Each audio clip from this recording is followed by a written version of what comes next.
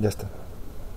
Listo. Bien, lo primero que queríamos como dilucidar es qué es la memoria. Sí. Es lo primero. Sí, porque Vale. es Sí. como, es como El el gran tema. tema. Claro, claro. Vale. Bueno, yo pienso que la memoria tiene una serie de compartimentos y el archivo es uno de ellos. Casi siempre decimos en Colombia que el país es un país sin memoria, y lo cual es cierto. Es decir, con frecuencia vemos que ocurren hechos y con el tiempo la gente lo olvida. Entonces la memoria, pues obviamente se resguarda en distintos instrumentos y soportes, el archivo es uno de ellos. Y hay disciplinas que se encargan pues de recabar esos acontecimientos perdidos en la memoria, como sucede con la arqueología, que rescata los objetos duros, los monumentos y demás. Y la archivística, pues se supone que resguarda la información inscrita en el papel. Los museos a su vez pues guardan igualmente cacharros y objetos que forman parte de la memoria. Y hay otra serie de elementos, obviamente, de los que se encargan otras disciplinas para tratar de, en un momento dado, de reconstruir ese gran rompecabezas de lo que es el pasado. Eh, para el caso nuestro, el caso de los archivos, pues digamos la memoria sigue siendo muy frágil porque los documentos en papel, para el caso colombiano, no superan todavía los 500 años. Habrá archivos europeos que superan un poco esa fecha, pero 500 años como memoria de la humanidad es todavía muy poco. Sin embargo, pues fíjense ustedes cómo la historia y muchos historiadores desdeñan un poco el trabajo de investigación en archivos todavía. Si miramos el conjunto de académicos y de historiadores que debían buscar en esas fuentes esa memoria, son relativamente pocos. Todavía se desdeña mucho el trabajo de investigación historiográfica con base en los documentos. Entonces, pues claro que parte del trabajo que deben desarrollar los archivos nacionales, como es el caso nuestro, los archivos históricos, es difundir, motivar a los investigadores para que se consulte esa memoria en los papeles. Y bueno, digo papeles porque hoy, curiosamente, estamos haciendo uso de múltiples soportes distintos al papel. El papel lleva 1000 años en la historia de la humanidad como soporte escritorio, pero hoy hay, gracias a la tecnología, una serie muy diversa de soportes en los cuales se inscribe la información. Está pues obviamente la parte digital, la parte de audio, todos los soportes que además son muy frágiles que hoy escriben memoria. Y eso forma parte de los archivos. Casi siempre asociamos archivo a papel. Hoy obviamente tenemos que entender que es accidental el soporte en el cual se inscribe la información.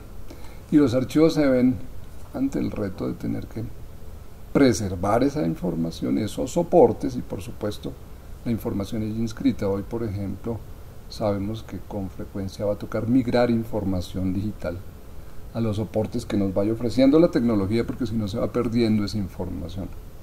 Entonces la memoria, pues como digo, ocupa diversos espacios y hay disciplinas que se encargan de un pedacito de la recuperación de esa memoria.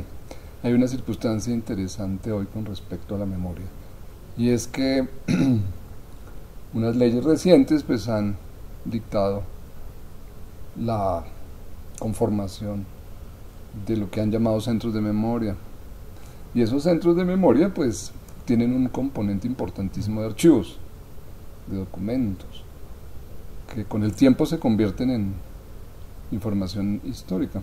De hecho, ya muchos de esos documentos que conservan estas casas o centros de memoria pues ya lo son. Pero lo digo, un poco lo irónico es que si bien el Estado crea un centro de memoria documental, como es el caso del Archivo General de la Nación, hoy se están haciendo una serie de islas en esos centros y casas de memoria en los cuales se está resguardando y difundiendo también material documental. O sea, hay una incongruencia de normas allí, porque pues finalmente si se hizo este edificio, esta institución para conservar la memoria documental, pues debería estar todo lo histórico de alguna manera aquí, y en los archivos históricos pues que lo replican. Entonces, al hablar de memoria pues hablamos de muchas cosas, ¿no? Evidentemente siempre es el pasado, si sea inmediato o sea muy lejano, pero para acceder a esa memoria, pues como digo, hay que utilizar muchos medios, ¿no? Y varias instituciones se encargan de resguardar esa memoria. Siempre hemos dicho que el Archivo General de la Nación es la casa de la memoria, pero evidentemente el Museo Nacional también es otra habitación importante de esa casa de la memoria, como lo es la biblioteca, como son el resto de museos y archivos y bibliotecas en el resto del país. Además, la memoria está fragmentada físicamente, en nuestro caso, por supuesto también en el caso museístico, porque en la medida en que fuimos colonia en un momento dado de algún imperio, pues esos soportes que nos han servido para acudir al pasado pues se han dispersado a nivel físico.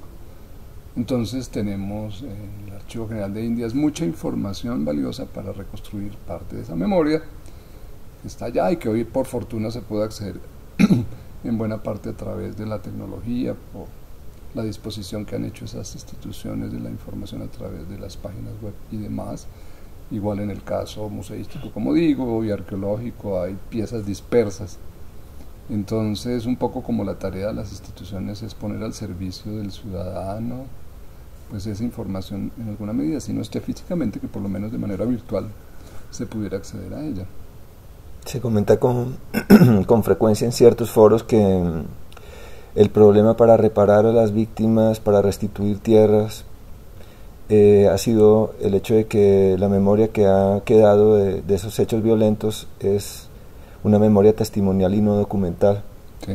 ¿Qué comentario te genera esa contradicción? No hay registros de catastro. Ajá. ¿A eso te refieres? Que muchas veces se niegan, ¿no? Se niegan los hechos o hay personas que se aprovechan de que no existen esos documentos. ¿Cómo no?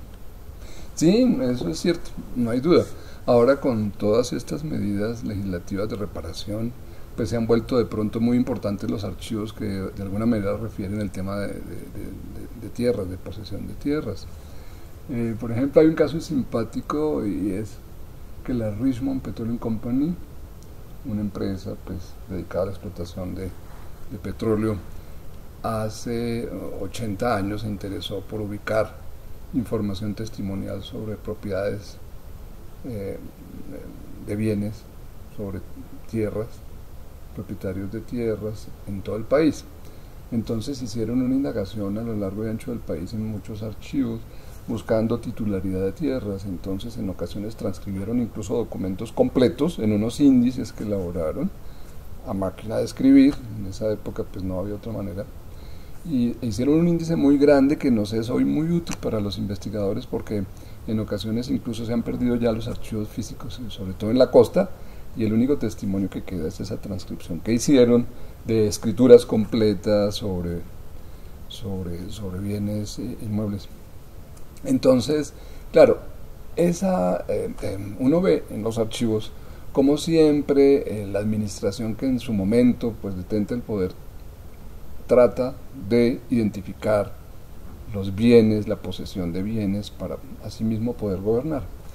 Entonces uno ve desde la colonia que evidentemente hubo una importante ofensiva de parte de la corona por identificar los bienes, las tierras en posesión de los encomendados, todo ese traslado de pueblos que se hizo en el siglo XVIII tratando de justificar la tenencia de tierras en manos de los españoles, la reducción de los pueblos de indios, cómo les quitaron sus tierras y los fueron agregando unos pueblos a otros, la asignación de resguardos, que hoy todavía, a pesar de que han pasado más de 400 años, siguen siendo polémica porque hay grupos indígenas todavía que tienen y ostentan todavía los títulos reales de posesión de tierras.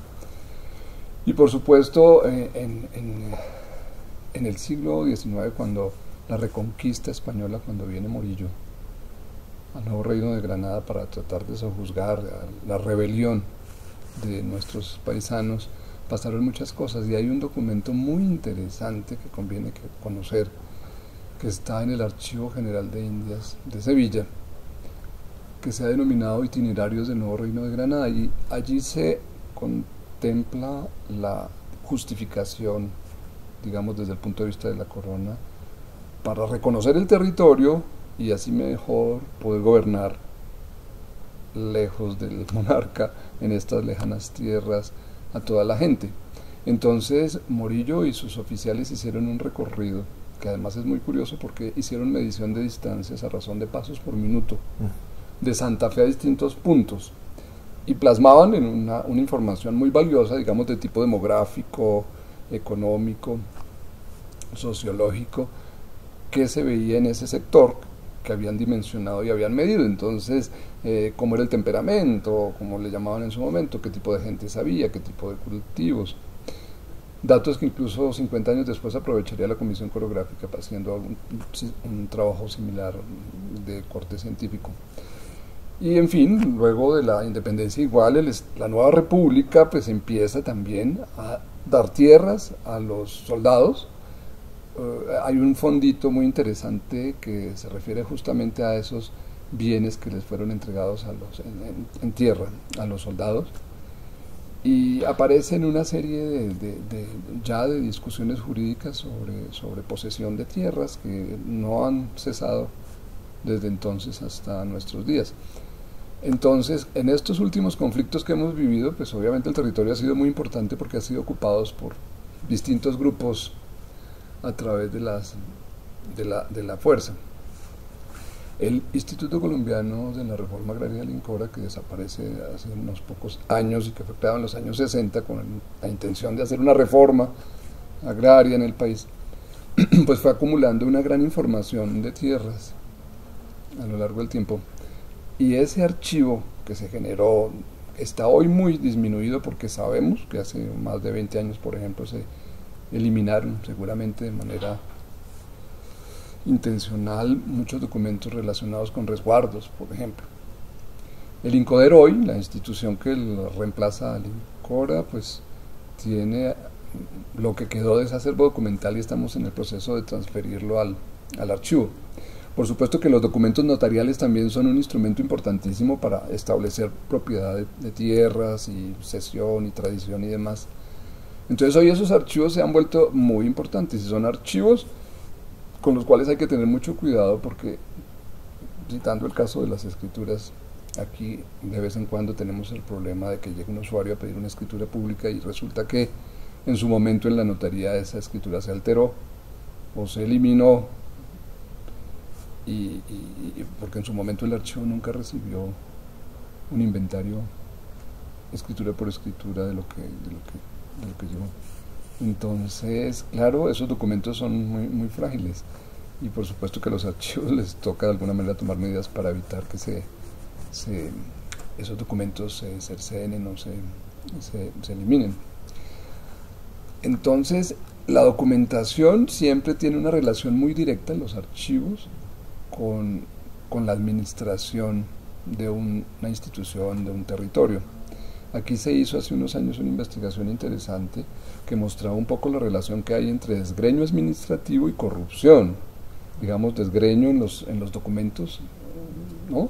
Y la corrupción, no un caso como fue el de Foncolpuertos, que fue un caso muy sonado porque esa fondo de Puertos de Colombia, que manejó unos ingresos supremamente importantes, se acaba y los funcionarios que trabajaron allí lograron, algunos incluso con complicidad de juzgados y demás, de hacerse unas pensiones supremamente altas, muy altas, en la medida en que alteraron documentos o que al contrario no existían documentos e hicieron que mediante algunas declaraciones extrajuicio lo que fuera les fueran adjudicados unas pensiones exageradamente altas. Entonces, claro, siempre va a haber una relación directa entre ese desgreño administrativo que puede ser intencional o sencillamente por la costumbre inveterada de que no se organizan los archivos porque eso a nadie le importa, y digamos los derechos a los cuales la gente tiene para acceder a la información y poder reclamar sus derechos. O sea, un archivo, Napoleón se le atribuye mucho el hecho que decía que es más importante un archivero que un general de artillería.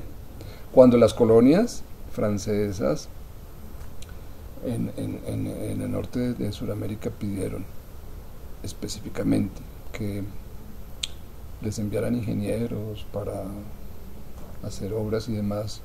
Curiosamente, Napoleón les mandó expertos en documentación, archiveros. Entonces, hoy estamos viviendo lo mismo. Hay estudios que se hacen, se pagan millonarias sumas por un estudio, el del metro, el de qué sé yo. Después se olvidan los asuntos y cuando se habla de nuevo del tema para revivirlo, entonces ya no se encuentran los documentos y toca de nuevo volver a pagar los estudios para hacer otros. Y esa es una relación que se ve todo el tiempo, como el hecho de que un archivo esté desorganizado implica pues unos manejos administrativos pues un poco complejos que generan gastos, pérdida de la memoria, en fin, una serie de circunstancias negativas.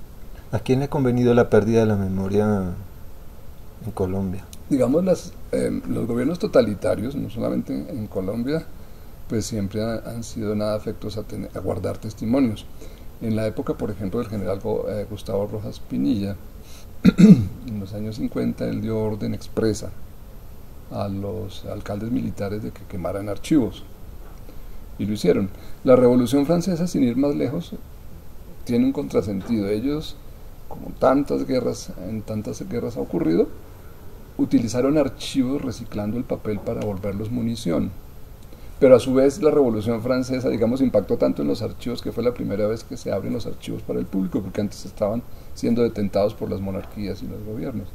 Entonces la Revolución Francesa, digamos, en lo que tiene que ver con archivos nos muestra esas dos facetas: por un lado la eliminación de documentos y por otro la apertura de los archivos. Aquí hay un caso interesante cuando se organiza el Archivo Nacional de Colombia, que irónicamente lo organiza un militar, un general, el general Emilio Briceño. Eso es un caso simpático porque pues el gobierno dispone la creación de los archivos nacionales de Colombia siguiendo un poquito el modelo francés, y se hace una convocatoria, lo que en su momento se llamó la invitación a contrata para la organización de los archivos, y se presentaron varios personajes. Recuerdo que por ejemplo Rufino Cuervo estuvo allí. El gobierno ofrecía 7.000 pesos para organizar ese archivo colonial y lo republicano antiguo que ya se estaba acumulando en las oficinas de gobierno, y da un plazo de 2 años y ya establece una cierta estructura de los fondos. Y este general Emilio Briceño se postuló como por 2.400, le bajó casi más de la mitad y se demoró pues más del tiempo, pero uno de sus hijos, que llegó a ser historiador, aprovechó mucho ese acervo. Pero en uno de los documentos, de los informes que Emilio Briceño rinde al secretario del ministro de gobierno, al del Interior, dice que hay una documentación de Hacienda que a él le parece que no es muy importante y que podría reciclarse para cartucho de fusil, que es lo que las guerras han hecho por mucho tiempo. Y el secretario le dice, seguramente con mucho tino en margen, no, esos documentos pueden ser importantes en algún momento. Pero entonces uno piensa cuánta documentación, seguramente con ese criterio tan sesgado y tan obtuso, se ha perdido. Cuánta documentación, no solamente aquí, sino en todo el mundo. Simón Bolívar, por ejemplo, le da la orden a su secretario del Interior, que era José Manuel Restrepo, que está considerado como el primer historiógrafo en Colombia. Le dice a José Manuel Restrepo, porque aquí encontré el documento, que recoge el archivo español, que ese archivo puede ser una memoria para reconstruir los hechos. Entonces José Manuel Restrepo va a Quito y se trae los documentos, va a Caracas y se los trae. Irónicamente, la familia de José Manuel Restrepo todavía hoy conserva parte de ese archivo y lo han mantenido pues en unas muy buenas condiciones, pero es algo que el Estado en su momento tiene que hacer para recuperar esa información. Pero fíjense cómo ha habido ciertos estadistas, ciertos personajes importantes que han reconocido pues en la documentación una fuente valiosísima pues para reconstruir la memoria, y han dictado medidas de alguna manera, ¿no? Y hoy pues hay casos, uno oye casos en los cuales el expediente judicial aparece o desaparece dependiendo del reconocimiento monetario que se dé, ¿no? Hay casos en los cuales se han eliminado archivos. Hay un caso en Bucaramanga, cuando estaba a cargo, digamos, la administración allá del señor Moreno, hermano del alcalde, quien fue alcalde de Bogotá. Ese archivo se quemó intencionalmente El archivo del Senado siempre se le adjudicó al doctor Santofimio la quema de esos documentos porque había gente muerta que cobraba pensiones. Entonces, pues, es decir, hay muchos casos en los cuales conviene eliminar el documento. El alcalde a quien no le conviene dejar el testimonio de todos sus gastos equivocados, pues a las afueras del pueblo saca el archivo y lo quema. O sea, uno oye todas esas cosas, todo el tiempo las ha oído uno. Cartagena, que debía tener documentación colonial incluso más antigua que la que tuvo Santa Fe, que era un archivo colonial importantísimo, hace 100 años fue echado al mar con la orden del gobernador. Entonces hay casos así, pues terribles, que uno oye, ha oído todo el tiempo. El caso del archivo de la municipalidad en Bogotá, el archivo de la alcaldía estuvo ubicado en la Plaza Mayor, y lo que hoy es la Plaza Bolívar, en la alcaldía, y un inmigrante alemán, por cobrar un seguro, porque allí alrededor del archivo había, como todavía hay hoy, unos almacenes de inmigrantes alemanes y sirio-libaneses y demás. Entonces, por cobrar el seguro, un viernes por la noche dejó prendida una vela con la intención de quemar el local. Se quemó el local y se quemó el archivo y se quemaron 400 años de historia. Y lo peor de todo fue que le pagaron el seguro y el señor se fue. Entonces esa memoria se perdió. Empezó a conservarse de nuevo la documentación a partir de 1900, después del incendio. Y esa documentación también buena parte se perdió porque ya la antigua la fueron trasladando a lo que era el matadero municipal. Y uno oía que los planos, toda la planimetría de la ciudad, en fin, sirvió para empacar la carne. Y entonces mucha de esa memoria se perdió. O sea, han pasado cualquier cantidad de cosas. Por un lado, por la ignorancia, obviamente, de la gente, que nunca se le ocurrió pensar que los documentos pudieran servir de testimonio, y por otro lado la intencionalidad, ¿no?, de eliminar ese testimonio porque se sabía muy bien que era fuente de consulta en un momento dado. Siempre se han dado esos dos casos. Cuando ya surge el Archivo General de la Nación, pues evidentemente ya hay normas más estrictas, pero estamos hablando de 25 años para acá. Entonces, hoy pues claro, el archivo está un poco pendiente de que no ocurran estas cosas y ya hay unos castigos claros para los responsables, pero en el pasado eso no se dio. Entonces mucha información se perdió, mucha memoria se perdió, y por supuesto ahora hay que tener, como decía, mucho cuidado con esa documentación relacionada con tierras, con propietarios de tierras, porque más de un interesado querrá desaparecer esos documentos, ¿no? Entonces ese es un poco el complicado, y nos ayuda mucho también la tecnología. En la medida en que digitalicemos y saquemos de circulación los originales, eso nos permite pues resguardar de alguna manera los documentos, ¿no? Pero ese es un poco el panorama que vemos todos los días.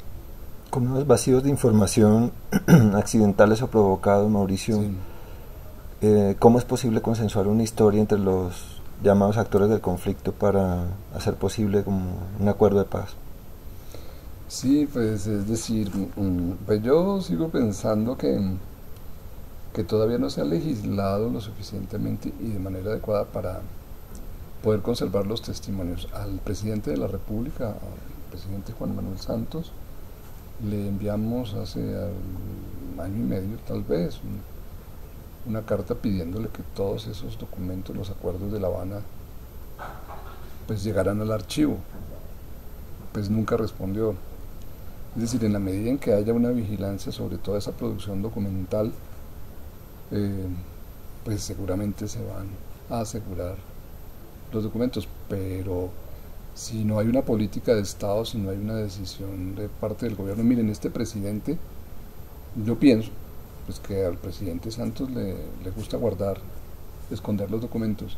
Aquí tenemos, irónicamente, en el archivo, que se supone que es la fuente de consulta sin ningún tipo de restricción, actas de Consejo de Ministros de más de 30 años, decretos de presidencia de más de 30 años a los cuales no puede acceder el ciudadano porque el presidente dio la orden de que eso era solamente de su manejo y gobierno. Y no hay ninguna norma que diga que deba ser así. Entonces uno dice, pero pues aquí qué está pasando.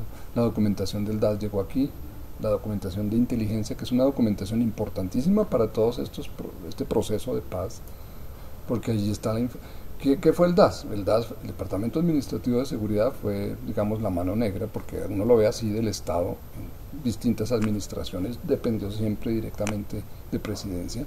Uno supo, no, eso era de voz pública, que el DAS se extralimitó muchas veces, hubo muchos desaparecidos.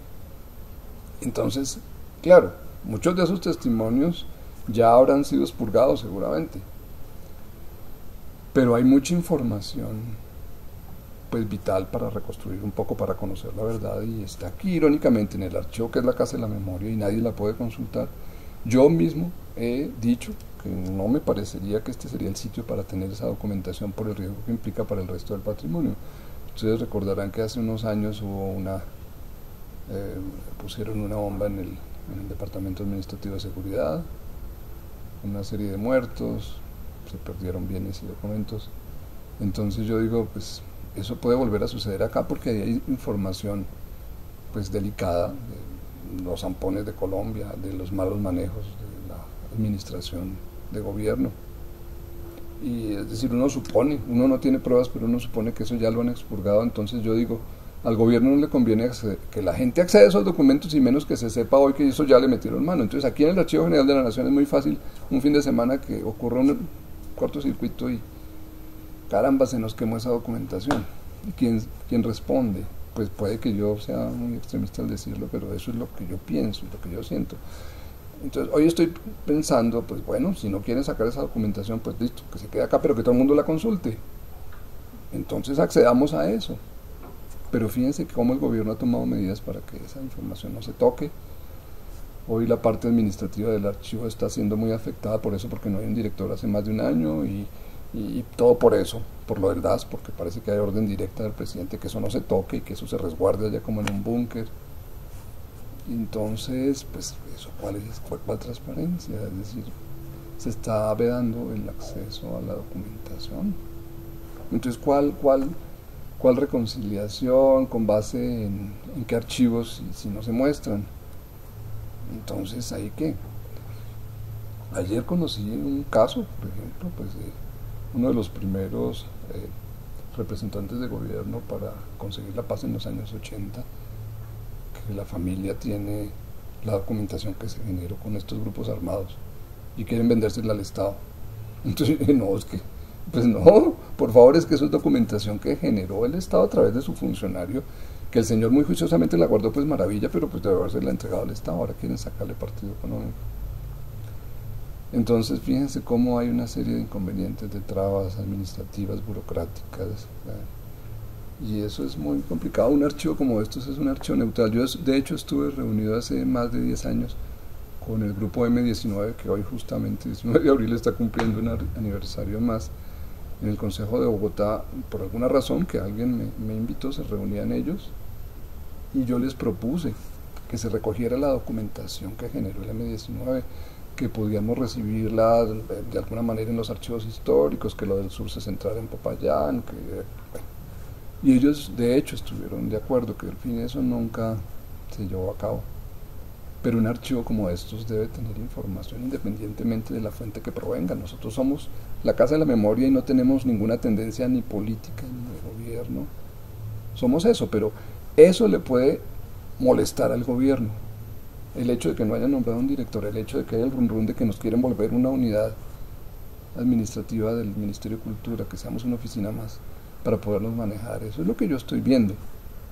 Y yo pues yo hablo de esto y hablo con la gente porque pienso que pues los historiadores son un elemento importante que debe tomar partido en esta problemática para hacer entender que esta es una entidad valiosísima para la nación.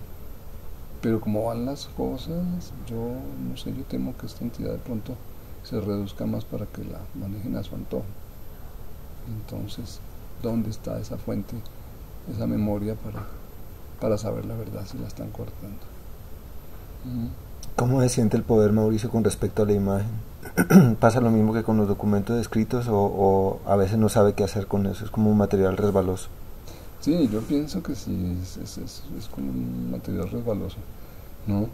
Porque dependiendo digamos, de los intereses de gobierno, pues las cosas se manejan y se ponen los personajes y las fichas claves para que colaboren con esos propósitos. Y lo que yo veo es que se oculta la información en la medida en que se requiera para esos intereses. Eso es lo que yo veo. Yo no sé, no sé qué pensar, pero que yo lo veo así. ¿Con la imagen pasa igual? Sí, Fotográfico. Sí, con la imagen pasa igual, porque de hecho, fíjense que archivos fotográficos en la presidencia, por ejemplo, hemos podido recuperar en las últimas 3 o 4 administraciones de gobierno algo del archivo fotográfico. Lo anterior nadie da razón, nadie da cuenta, ¿no? Igual que los videos y demás, ¿no? Entonces yo pienso que esos son soportes que de alguna manera se manipulan, se esconden si no conviene a la administración. Eso es un testimonio que se manipula. Yo pienso que sí se ha hecho, siempre se ha hecho, ¿no? Sí.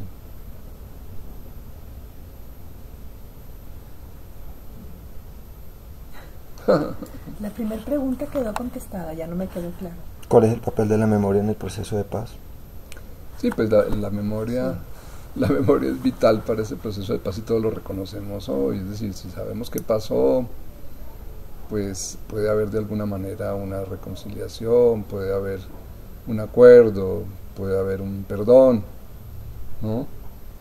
Pues se supone, pero si esa memoria está fraccionada, está incompleta, está cercenada, pues esa paz va a ser incompleta, va a ser cercenada, no va a ser absoluta. Entonces la memoria pues es importantísimo, es decir, incluso el hecho de que existan los archivos es porque se reconoce que saber qué pasó es importante para el presente y para el futuro, porque si no, no se guardaban los documentos. Pues es decir, todos los documentos se han guardado siempre, por alguna razón, y en la antigüedad griega y romana en los templos se guardaba la información importante porque evidentemente se le concedía ese valor. Como decía el pueblo, antes no accedía tanto a la información de gobierno. La Revolución Francesa fue la que nos ayudó mucho para que así fuera. Pero entonces, modernamente, hablo de 200 años y un poquito más, pues se entiende que los documentos sirven para poder escribir la historia.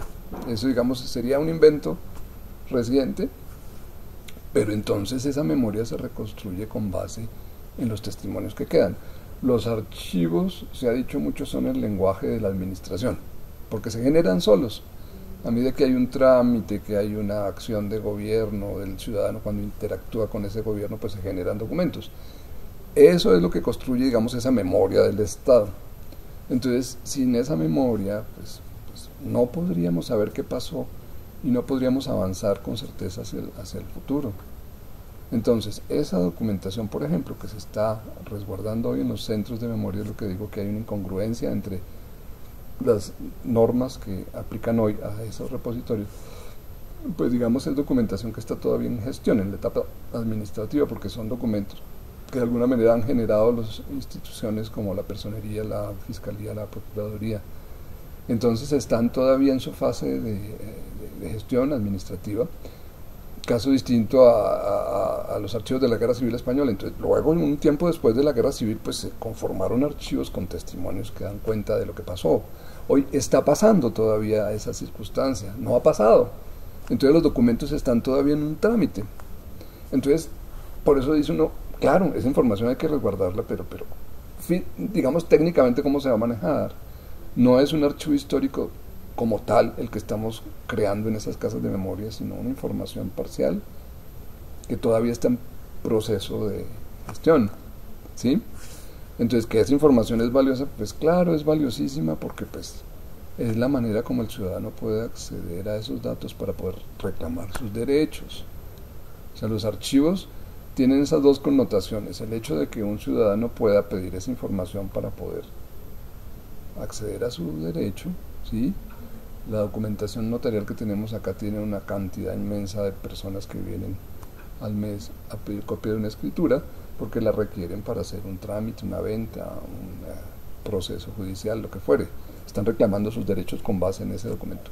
Dentro de 200 años eso que están pidiendo hoy pues ya no tiene esos valores, pero sí tiene una importancia grande para la historiografía, para saber qué pasó y quién tuvo y quién hizo y quién tramitó.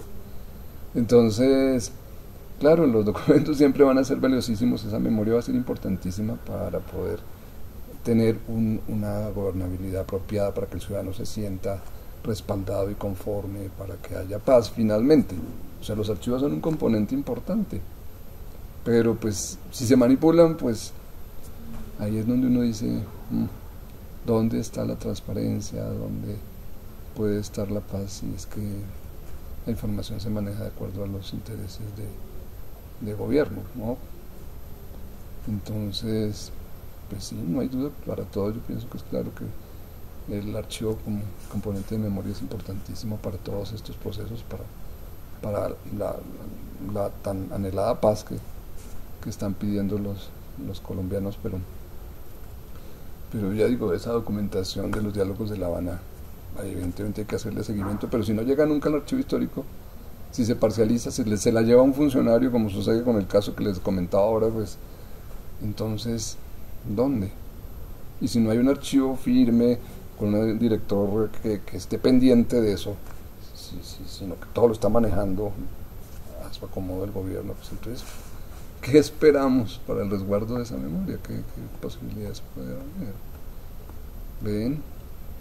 Mauricio, ¿tú crees que ese tipo de comportamiento ha sido común en las dictaduras en América Latina? Yo creo sí, porque eso uno ha visto a lo largo de la historia que esos gobiernos totalitarios pues no quieren dejar testimonios escritos, ¿no? Curiosamente, fíjense, ese es otro caso. Les comentaba del presidente Rojas Pinilla, que le mandó quemar archivos a sus alcaldes militares. No hace mucho, hablo de unos 8 años, 7 años, cuando se derrumba un barrio muy decadente que está aquí abajo del archivo, que se llama Santa Inés, se encontraron unos documentos en unos túneles, que hay túneles que se conocen desde la colonia en este sector, una documentación que aparentemente el general Rojas había mandado a guardar allí. Y todavía no sabemos que los documentos fueron sacados por el ejército, por la armada, por la aviación, lo que les competía. Y no hemos podido tener acceso a esos documentos. Yo he tratado de averiguar pues dónde están, quién, y no ha sido posible, ¿no? Entonces, así es muy, muy complicado, ¿no? Como digo, la documentación se maneja de acuerdo al acomodo a los intereses del gobierno de turno, es un poco complejo, ¿no? ¿Qué puede hacer el archivo ante la inexistencia de archivo documental? O sea, ¿existe alguna modalidad como para recabar archivo testimonial? Claro, digamos, las normas desde que el Archivo General de la Nación surge como tal hace 25 años, pues apuntan a que se hagan transferencias rigurosas, regulares, de esa documentación que ya tiene carácter histórico al Archivo General de la Nación. Pero, primero, yo cuando estaba en la subdirección de patrimonio con mis compañeros, lo que estaba haciendo era irme a cada entidad y prácticamente buscar debajo de los escritorios para identificar la documentación patrimonial y traerla, porque ese es otro detalle, es decir, los documentos por costumbre, por comodidad, entonces digamos se organizan en unos estantes y el archivero que lleva tiempo o que no lo lleva, pues ahí conoce lo que hay, pero uno ya sabe que hay documentación que fulano, el antiguo, se llevó para no sé dónde, que el otro se llevó para su casa, que el otro metió debajo de no sé dónde, y uno sabe que eso sucede todavía. Entonces yo decía, hay que hacer como una especie de cruzada de grupo investigativo que vaya y revise en las entidades y que recupere lo que es patrimonial, porque muchas veces la misma entidad ni siquiera sabe que tiene documentos patrimoniales, y traerlos. Irónicamente hoy tampoco tenemos dónde ponerlos, porque aquí ya no hay dónde, y no tanto porque el espacio se agotó, sino porque estas últimas administraciones del archivo lo que hicieron fue arrendar depósitos. Hay varios depósitos arrendados y no tenemos dónde poner hoy documentación histórica. El edificio se hizo para eso. O sea, ha habido toda una política, no sé hasta qué punto el gobierno pues ha tenido que ver con eso, yo creo que sí, como para desvirtuar un poco la razón de ser del archivo, porque este se supone que se creó como el archivo patrimonial del Estado. Y hoy hay aquí archivos y documentos de otras entidades, documentos administrativos, y ya convirtieron esto pues en otra cosa distinta, ¿no? Entonces, ¿cómo? Hay un caso también que yo con frecuencia comento y es el de la desaparición de buena parte de la documentación gubernamental relativa al periodo de la violencia de los años 50. Tengo el acta, la tengo, del Ministerio de Gobierno cuando en ese momento estaba como ministro quien fuera presidente luego, Misael Pastrana Borrero, conservador, y en el acta se dice que se eliminan 79 sacos de correspondencia que corresponden justamente al periodo de la violencia, 1948-1959. 79 sacos de correspondencia, como si fuera... Entonces uno dice, expresamente se quemó esa documentación que pues refería al problema, ¿no? Entonces uno se pone a mirar en la historia del país y uno ve cómo ha habido esa intencionalidad de desaparecer la memoria. ¿Qué más? ¿No? Entonces mi temor hoy, ¿cuál es? Que un accidente, entre comillas, elimine la documentación esta de seguridad del DAS y se lleve el resto del patrimonio de los 500 años de historia que tenemos acá. Pues es eso lo que yo pienso, no puede que esté equivocado, pero pues es lo que yo creo. Yo creo tener, digamos, como la suficiente autoridad para decirlo, porque yo llevo metido 40 años en el archivo, yo he tenido una vida aquí en el archivo honesta, yo no me he robado un solo centavo, he tenido que aguantar aquí mucha penuria, digamos, pero por el amor a la historia, a los documentos, porque pienso que esto es un instrumento importante para el país. Pues uno ha estado aquí y a uno le duele ver que haya gente que por intereses personales pues quiere acabar con una institución como esta. ¿Ven? Ese es un poco el panorama. ¿Cómo lo ven? No sé qué más. No. Está hay mucha información muy padre, muy interesante que bueno, podemos trabajar. Chévere. Qué duro, o sea, qué duro. Sí, pero ¿qué hago yo? Yo me siento mal, yo aquí, no sé.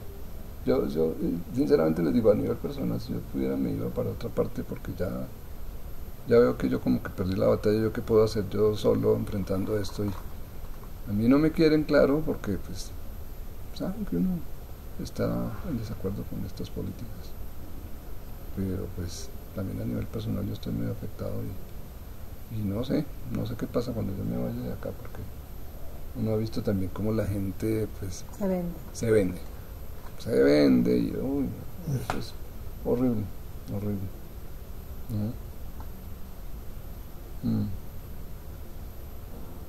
No te vayas. ¿De qué hace unos retratos? Sí, dale. Aquí Sí. con él. Ah, bueno. Es que se ve muy padre. Sí, Los se ve libros, chévere. de los libros se ve atrás, unos libros que se ven muy antiguos. Claro. A ver, primero déjame arreglar la luz. Es que esto está en medio. Qué difícil, Mauricio. Oye, sí, muy difícil. Horrible. Pero es interesante constatar que la historia está tal como ha sido el país. O sea, Se acomoda todo. hay como una costumbre cultural Yo te aviso cuando la vaya a tomar, más Vale. estoy midiendo la luz. hay una costumbre cultural como a tolerar la trampa. Sí, exacto. No, si todos los demás hacen eso, pues yo también.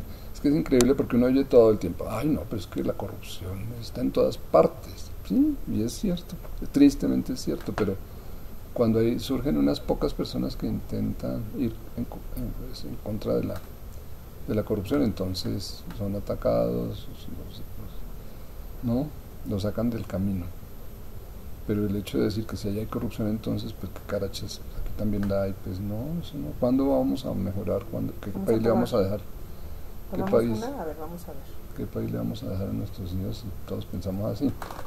¿No? A ver si quieres. No, los ojos. Es que la luz justo está arriba. ¿Cómo te quema? Ponle tantito, ¿no le podemos revoltar tantito con la libreta? Sí, claro. Ahí, la luz está... Es que la luz está un poco arriba y tus ojos Sí. quedan un poquito oscuros. La misma libreta te puede ayudar para... ¿Ahí te ayuda?